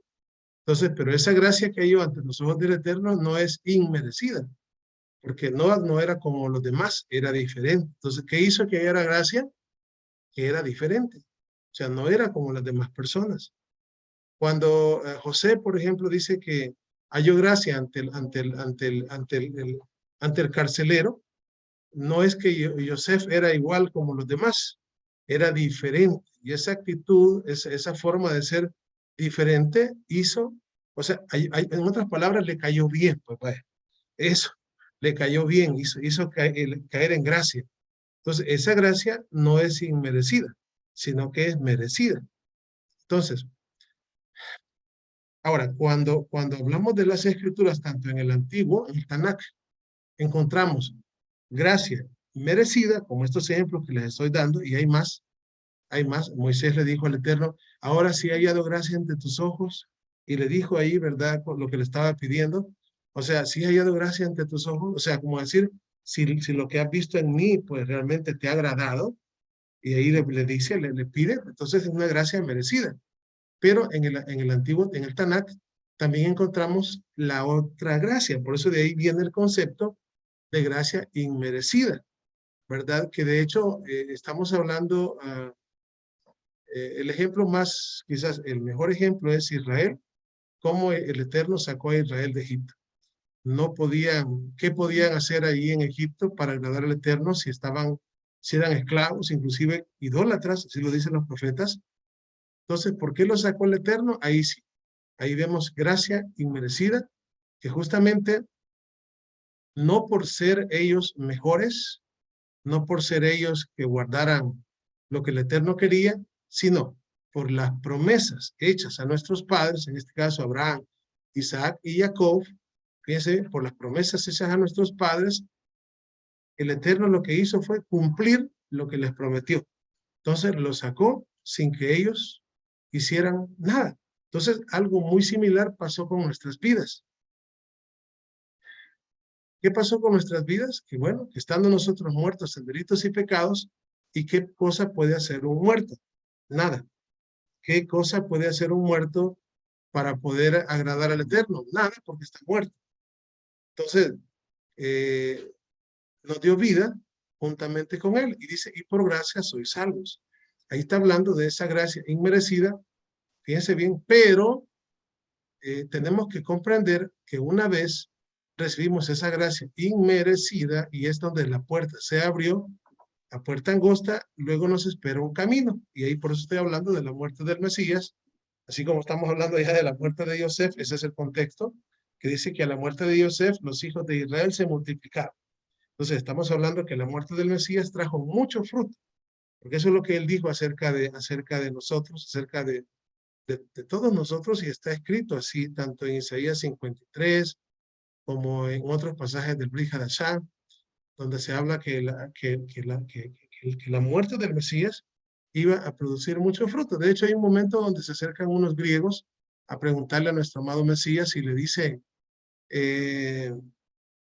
unos griegos te quieren ver, y se acercan a un discípulo, no me acuerdo el nombre, y este se va al otro y le dice, y como que no quieren ir tan directamente, y la respuesta del Mesías no es, vengan, tráiganlos, yo quiero, está bien, pasen, no, sino que dice, viene el día y la hora en el que el Hijo del Hombre ha de padecer, y comienza a hablar de su muerte, y uno dice, ¿por qué está hablando de él? Porque se recuerda que la muerte del Mesías va a abrir la puerta de todos aquellos que habíamos estado alejados, muertos. Pues al principio fue con los sirios, después fue la mezcla con los griegos, después, total que hoy en día tenemos la mezcla de Israel en todas las naciones. Ahora, una vez nosotros recibimos el perdón por nuestros pecados, a través de la gracia inmerecida, ¿se ven? Obviamente, aunque podemos hablar de que su gracia, esa gracia inmerecida, siempre está con nosotros, ahora que hemos nacido de nuevo, ahora hay una cosa más, porque el pacto, cuando hablamos de los pactos, he hablado en distintas oportunidades que hay pactos condicionales y hay pactos incondicionales. Entonces, cuando hablamos del antiguo pacto, por ejemplo, pacto incondicional, el pacto con Noah, pacto incondicional, el pacto con nuestro padre Abraham. Pero el antiguo pacto, o el pacto que el Eterno hizo con la nación de Israel a través de Moisés en el monte Sinaí, fue un pacto condicional.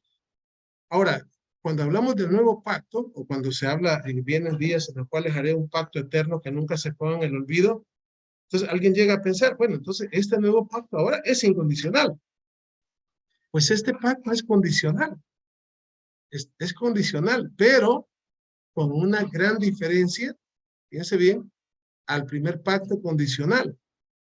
Y es que justamente, y esto lo decía, lo he dicho varias veces, ¿verdad? Que en el nuevo pacto, en el antiguo pacto, el Eterno prometió, cumplió. Nuestro pueblo prometió y no cumplió. Entonces, por eso el pacto fue, como dice allá en Jeremías 31, 32,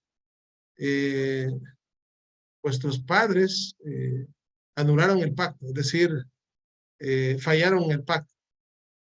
Es decir, nosotros, nuestros padres, fallamos en el pacto y por eso es que hubo la necesidad de un nuevo pacto.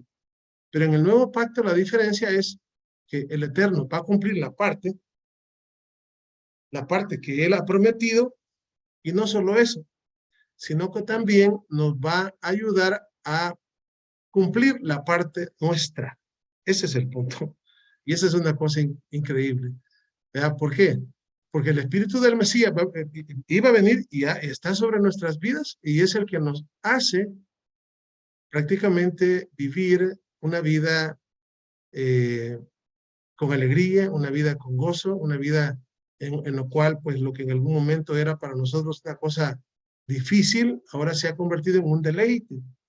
Por eso es que cuando se habla, por ejemplo, del Shabbat, en Isaías 58, dice, si trajeres del Shabbat tu pie y hacer tu voluntad en mi día santo, y al Shabbat lo llamares delicia, santo, glorioso del Eterno. Así. Delicia, dice que si lo llamares delicia, cuando la palabra de misma dice, deleítate en el Eterno y Él te concederá las peticiones de tu corazón. ¿De qué manera nos vamos a deleitar en el Eterno?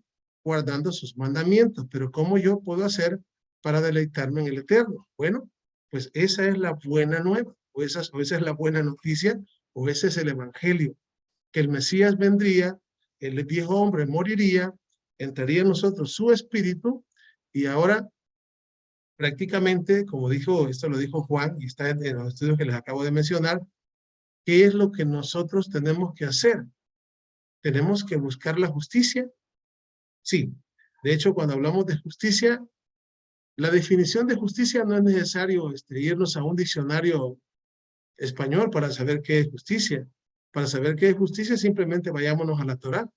Y ahí encontramos donde la Escritura dice que tendremos justicia cuando cuidemos de cumplir todos los mandamientos que el Eterno nos ha mandado. Es decir, eso es justicia. Entonces, ese es el principio de justicia, y ese principio de justicia no es que no va a cambiar nunca. Siempre esa es la justicia. Justicia es cuando nosotros guardamos su Torá por amor al Eterno, que es lo que el Eterno ha hecho, y en gratitud a lo que Él ha hecho por nosotros. Entonces, una vez nosotros, digamos, conocemos la justicia, ahora el Mesías viene a nuestras vidas y ahora practicamos la justicia. De hecho, sí, cuando nuestro amado Mesías, él murió y todo lo que Él hizo, por medio de Él somos justificados, por supuesto. Por medio de Él somos justificados. Pero cuando digo por medio de Él somos justificados, estamos hablando de entrar por la puerta angosta. Es decir, entrar por la puerta. Pero una vez entramos por la puerta, hay un camino por recorrer. Y ese camino por recorrer, en ese camino, tenemos que hacer obras. Ahora alguien dirá, no, pero no es por obras para que nadie se gloríe. Sí, no es por obras para que nadie se gloríe. Eso de hecho, eso dice Efesios 2:12. No es por obras para que nadie se gloríe. Pero una vez entramos por la puerta y el Mesías entra en nuestras vidas, tenemos que hacer obras.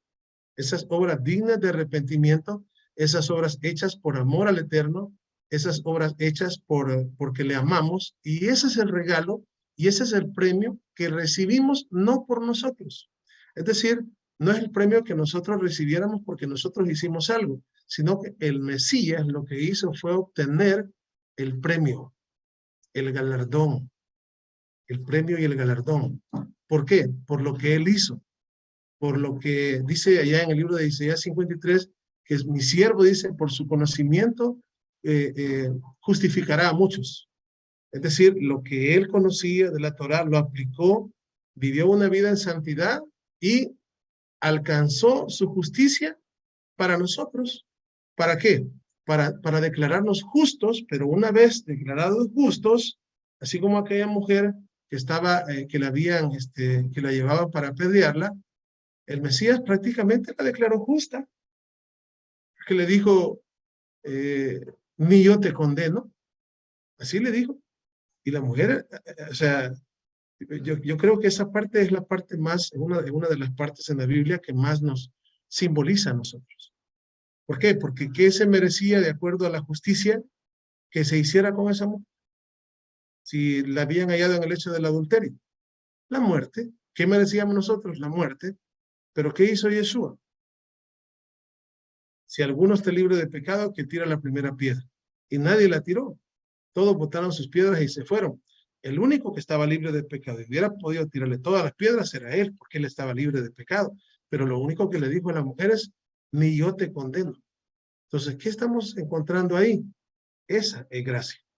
Esa es la gracia inmerecida, porque lo que se merecía a la mujer era la muerte, mas sin embargo, no lo hizo, sino que le dio vida. Le dio vida. Ahora, ¿qué le dijo después a la mujer? Vete y no peques más.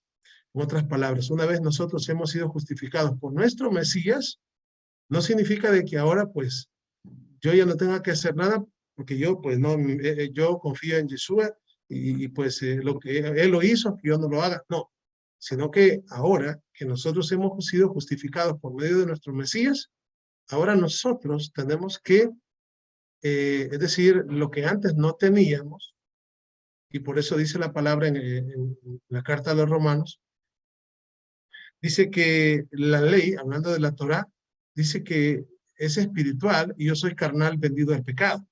Entonces, una cosa espiritual y una cosa carnal no tiene congruencia. El hombre carnal no puede. Por eso dice que la Torá, el hombre carnal no pudo. Por eso la Torá no puede. O sea, es decir, ¿qué es lo que no pudo hacer la Torá? No pudo hacer que nosotros la guardáramos. ¿Por qué? Porque no éramos espirituales. Pero cuando nacemos del Espíritu, y ahí es donde dice la palabra que lo que él nació del Espíritu, Espíritu es, entonces ahora sí, ¿verdad? Podemos decir que sí, ahora la Torá, sí podemos, no solamente podemos, sino anhelamos guardarla.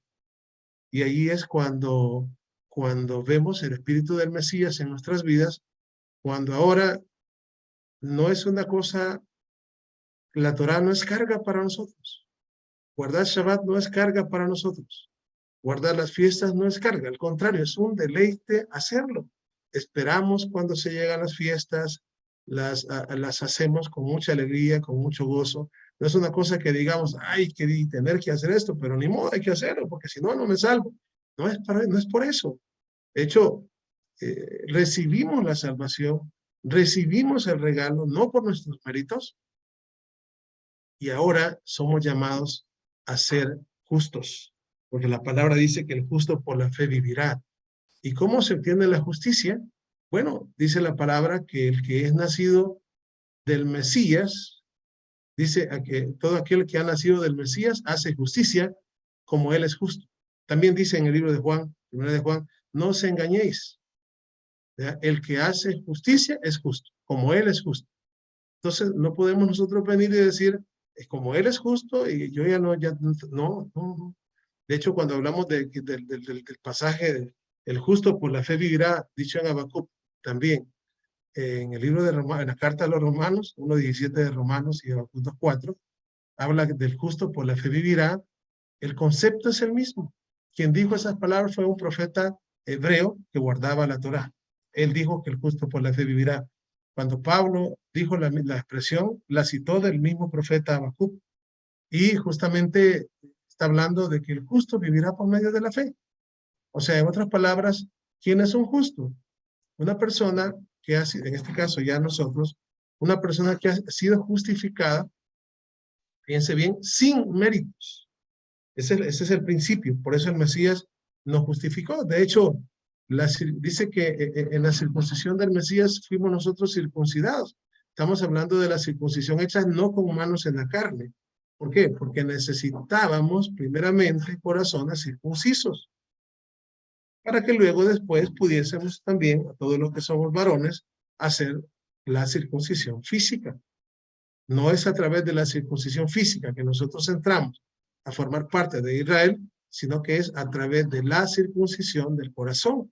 Eso no implica que no vamos a hacer la circuncisión física, sino que el principio para nosotros es muy diferente a alguien que se ha mantenido dentro de, vamos a decir, haciendo todas las cosas como el pueblo judío, que a pesar de que no ha entrado en el nuevo pacto, por nosotros, ahora nosotros lo que tenemos que hacer es andar en novedad de vida, practicando la justicia, viviendo en justicia, haciendo lo que es justo. ¿Y qué es lo que es justo? Bueno, obedecer a nuestros padres, dice, porque eso es justo, y nuestro Padre es el Eterno, y cuando nosotros le obedecemos a Él, es entonces cuando practicamos la justicia. No para ganarme la vida eterna, no para, vamos a decir, no para decirle al Eterno, aquí vengo por lo que me gané, no. De hecho, el sentimiento que debe de habernos en nosotros es un sentimiento de agradecimiento, es un sentimiento de amor hacia Hashem. Es decir, donde nosotros decimos, nosotros guardamos esto, Nosotros hacemos esto, nosotros guardamos los mandamientos, nosotros guardamos las fiestas por amor, por lo que Él hizo por nosotros. De hecho, al entrar el Espíritu del Mesías en nuestras vidas, obviamente, pues comenzamos a vivir una vida en obediencia para poder al final, pues, como dijo Pablo, pues, ganar la corona. Así, él dijo, no es que ya lo haya ganado ni que ya sea perfecto. Entonces, ¿qué quiere decir? De que una vez tenemos el Espíritu del Mesías, todo lo que tenemos que hacer nosotros ahora es, para que el Mesías no sea parte de nosotros y esté dentro de nosotros, empujándonos, es decir, haciendo las cosas como Él quiere y para nosotros va a ser un deleite, lo que tenemos que hacer nada más es apartarnos de toda contaminación de pecado, apartarnos de toda contaminación, y ustedes ya hemos hablado un montón de veces de los sentidos, de la boca, de la vista, de los oídos, de todos los sentidos que nos pueden hacer caer en algún tipo de pecado. Entonces, solamente tenemos que alejarnos de eso y así dejar que el Mesías obra en nuestras vidas. Al final y al cabo, pues las obras que nosotros produzcamos, porque habla, algunas veces, la otra vez oí un predicador que decía, no, es que nosotros no somos salvos por obras, solo por la fe. Y las personas creen que fe no implica obras. O creen de que Pablo está, cuando Pablo dijo que el justo por la fe vivirá, cuando el apóstol Pablo dijo, cuando dijo que la fe, el pasaje a Santiago fue el que dijo, que la fe sin obras es muerta. La fe sin obras es muerta, y el apóstol Pablo, eso fue Santiago, y el apóstol Pablo dice no por obras para que nadie se gloríe. Al ver las cosas de primera instancia, puede parecer de que Pablo y Santiago están en contradicción, pero no, el mismo Pablo en muchos pasajes de sus mismas cartas, habla de las obras, O sea, le digo, hay muchos pasajes de Pablo hablando de obras. De hecho, habla de obras dignas de arrepentimiento. Habla cuando habla, él dedica un capítulo a las viudas, habla también de que sean llenas de buenas obras. Entonces, el concepto de buenas obras no es que Pablo fuera un antiobras, ¿verdad? Como Martín Lutero creyó, ¿verdad? Y por eso es que justamente quiso quitar al libro de Santiago, Jacob, lo quiso anular llamándole un libro de poco peso, un libro que no tenía sentido para él, pero no lo quitó, ahí lo dejó, ¿verdad? Si ustedes buscan en internet, en la historia, pongan Martín Lutero y libro de Santiago, ahí se van a dar cuenta que le llamó un libro de paja no de la expresión vulgar, de la expresión, sino paja en sentido de algo que no pesa, ese tipo o sea, así le llamó, una epístola sin peso. Entonces, pero ¿por qué? Porque en su tiempo no logró entender la situación de qué significan las obras. De hecho, para él, en su tiempo, obras era lo que la madre iglesia, donde él venía, le decía, ¿verdad? Y pues, ¿cuáles eran las obras de aquel tiempo? Era, pues, hacer donaciones, pagar, ¿cómo se llama? ¿Cómo decir? Un tributo. Y, ¿cómo se llama? Las mal llamadas santas indulgencias, que prácticamente eran como pagar para pecar, por decirlo así. Y entonces, obviamente, eso es lo que en este caso Martín Lutero, él dijo obras no, pero cuando nosotros hablamos de obras es lo que nosotros hacemos, pero lo que nosotros hacemos por amor. De hecho, Eclesiastés capítulo 12, versos 13 y 14 dice, el fin de todo discurso oído es teme al Eterno y guarda sus mandamientos, porque eso es el todo del hombre, porque el Eterno traerá a juicio toda obra, sea buena o sea mala. Al final, en el libro de Apocalipsis también dice que cuando una persona muere, sus obras siguen con ellos. Eso está escrito. Y también en el mismo libro de Apocalipsis dice que los muertos fueron juzgados por sus obras. Entonces, de hecho, nuestro amado Mesías también habló acerca de las obras. O sea, pero todo eso, como digo, hoy en día, pues es poco comprensible. O sea, no hay una comprensión entre las obras, la Torá, la salvación, la justicia. Hay un enredo, ¿no? Y por eso es que nosotros hoy en día somos llamados a ser una luz en medio de las naciones. Es decir, que lo que nosotros tenemos hoy en día, pues atesorémoslo. Tratemos de, bueno, una de las cosas que yo les aconsejo es, bueno, dos cosas. Uno, consígase un Strong, ¿cómo se llama? Yo creo que todavía se consigue gratis. Es una aplicación llamada Sword, perdón, que ya tiene muchas Biblias. Tiene muchas Biblias, es buenísimo. Muchas Biblias para que pueda hacer comparativas. Y otra de las cosas que es importante es que podamos explicarle nosotros a las personas, bueno, que el Eterno nos ocupe, ¿no? Y nos ayude y nos da de palabras, para poderles explicar a quien sea en la Biblia que tenga.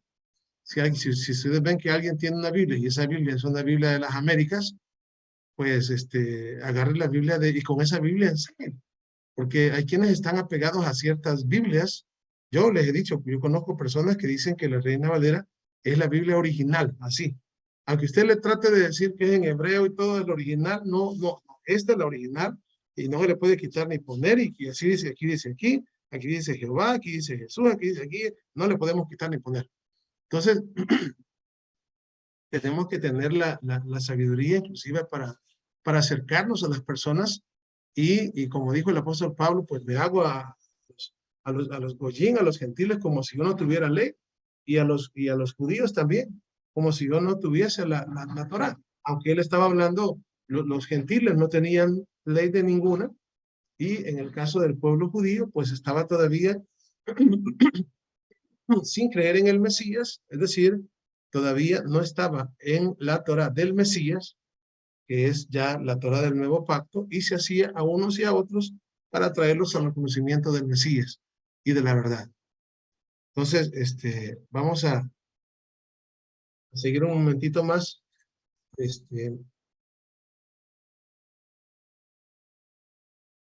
Aquí en Génesis, y como ustedes pueden ver, realmente las escrituras, wow, cuando uno lee las escrituras se da cuenta verdaderamente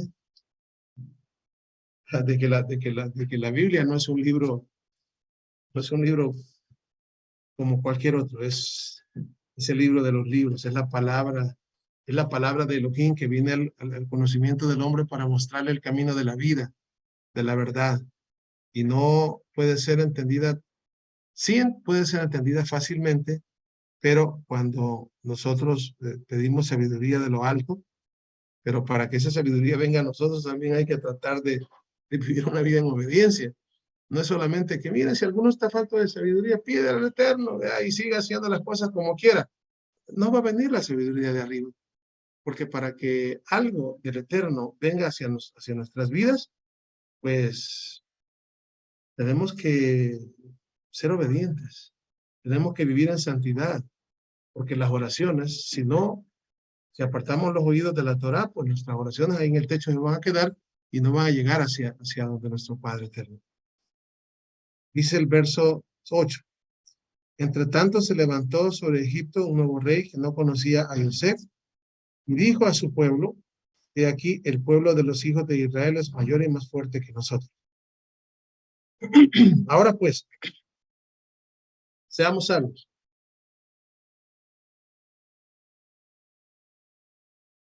Para con él, para que no se multiplique y acontezca que, viniendo la guerra, él también se una a nuestros enemigos y pelee contra nosotros y se vaya de la tierra. Entonces pusieron comisarios de tributos que los molestasen con sus cargas y edificaron para Faraón ciudades de almacenaje, Pintón y Ramesés. Pero cuando más los oprimían, cuanto más se multiplicaban. y crecían de manera que los egipcios temían a los hijos de Israel. Bueno, aquí esta expresión 10, verso 10, seamos sabios para con él, para que no se multiplique. Pues esta es la sabiduría humana. Por eso dice la palabra que el Eterno, allá en el libro de 1 de Corintios capítulo 1, ha enloquecido la sabiduría de este mundo. Y justamente cuando dice aquí, seamos sabios para con él, para que no se multiplique, ¿qué pasó? Con lo que ellos estaban diciendo que iban a ser sabios para que no se multiplique, en realidad no se multiplicaron. ¿Cuál era la bendición? ¿Cuál es la bendición que aún todavía está sobre nosotros y sobre todos los hijos de Abraham? La multiplicidad física. La multiplicidad que los hijos de Abraham, mira Abraham, cuenta las estrellas, si es que la puedes contar, así será tu descendencia. Entonces, si Faraón dice que no se multipliquen, el Eterno dice que se multipliquen, todo lo que haga Faraón va a hacer para que se cumpla lo que el Eterno dijo. O sea, esto es importante porque tenemos que traerlo a nuestra vida diaria. Si la palabra del Eterno tiene promesas para nosotros, y las tiene, bendito el Eterno que podemos hoy gozar de ellas, eso quiere decir que esas promesas se van a cumplir. Y cualquier cosa que alguien haga, fíjense bien, para que esas promesas no se cumplan, lo que las personas hagan para que no se cumplan, pues justamente el Eterno va a ocupar lo que la gente haga para que no se cumpla, para que se cumpla. Así. Lo mismo que sucedió con los hermanos de Yosef.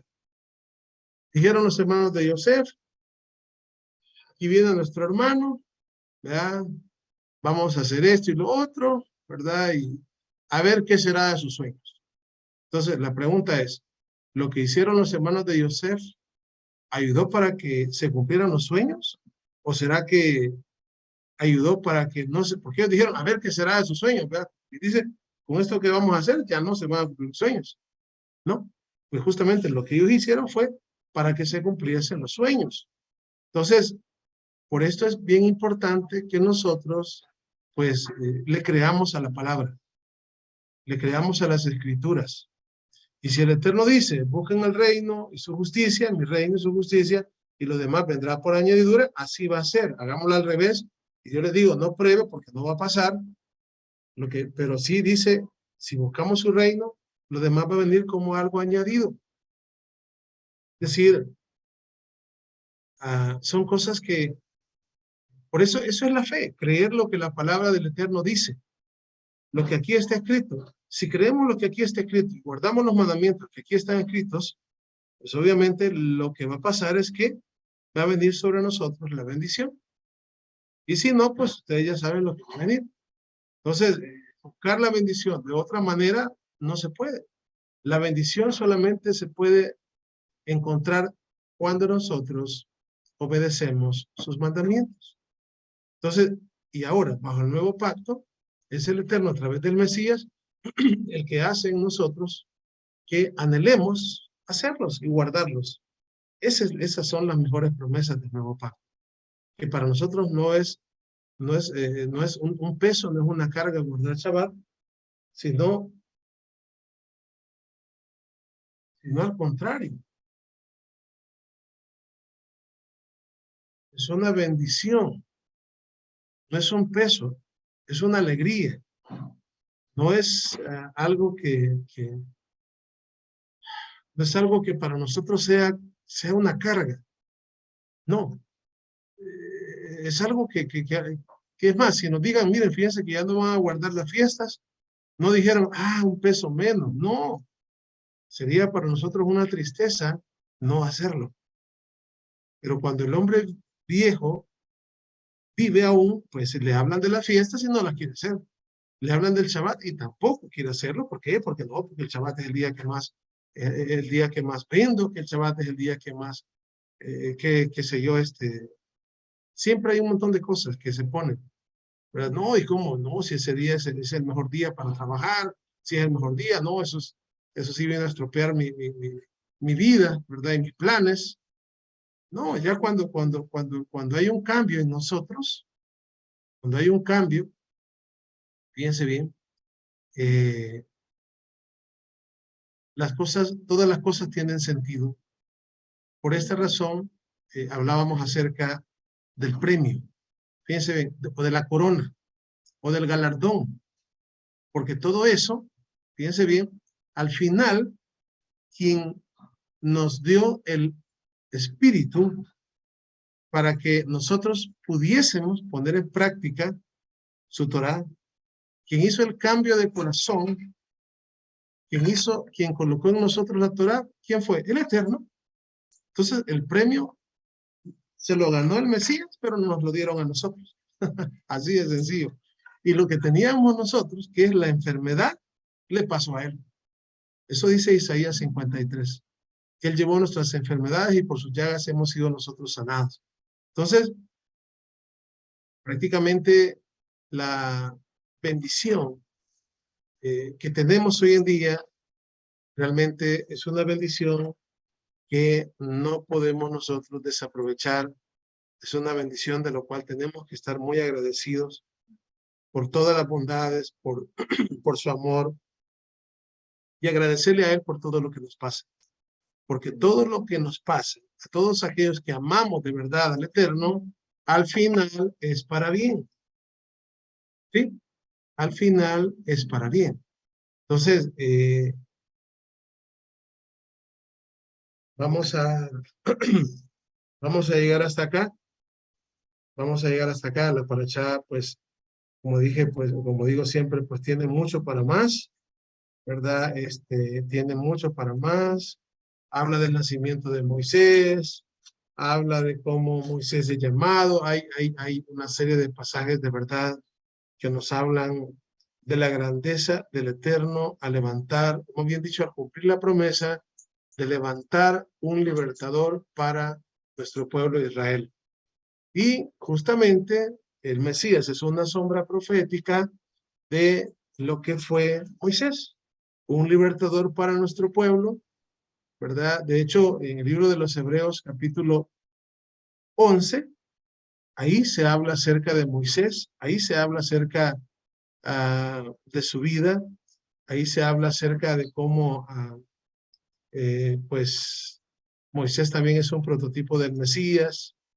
Ahí se habla, bueno, en Éxodo 3, o Shemot 3, ¿verdad? También podemos encontrar cómo el Eterno se le aparece en la zarza, ¿verdad? Para que él fuese y se mostrase ante Faraón y pudiese,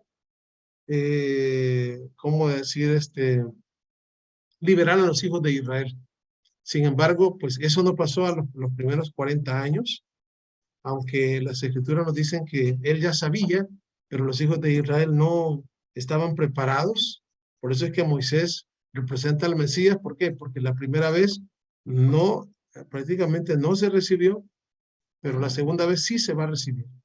Y yo creo que nosotros ya pues comenzamos a experimentar como casa de Israel la libertad, es decir, la libertad del cautiverio. Y bueno, aún todavía falta mucho porque el Eterno sigue trabajando en nosotros. Así que vamos a darle el tiempo a nuestro amado hermano Luis para que pues nos despida, ¿verdad? Y a los hermanos que tienen cámara, pues si lo quieren hacer, ponerle un momentito para que nos veamos. Así que el tiempo es suyo, amado hermano Luis. Amén, More, Shabbat Shalom, ¿me escuchan? Sí, amén, amado hermano.